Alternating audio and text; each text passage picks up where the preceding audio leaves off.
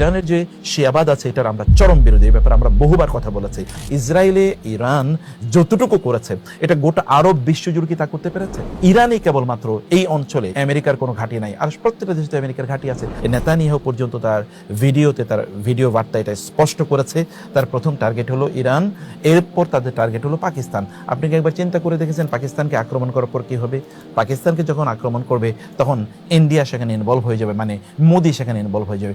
মোদিকে কেবলমাত্র পাকিস্তানকে আক্রমণ করবে, বাংলাদেশকে ছেড়ে দেবে আপনার মনে হচ্ছে? অনেকে এই কথাও বলতে পারেন যে গাজায় যখন আক্রমণ করেছে তখন ইরান কেন আক্রমণ করলো না?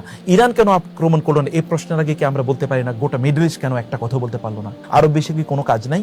আরব বিশ্বে কেবলমাত্র তাদের পেট্রোলিয়াম বিক্রি করে ডলারগুলো কেবল আমেরিকার ব্যাংকে তারা ইনভেস্ট করবে? যখন ডোনাল্ড ট্রাম্প মিডল ইস্টে যখন সফরে আসলো, মিডল ইস্টের কে এটা স্পষ্ট করে বলেছে যে গাজায় এই যুদ্ধ বন্ধ করতে হবে? বরং আমরা দেখেছি ট্রিলিয়নস অফ ডলার সেখানে তার প্রতি ইনভেস্ট করা হয়েছে, তাকে বিশাল বড় বিমান উপহার দেওয়া হয়েছে। এটা তো আপনারা দেখেছেন।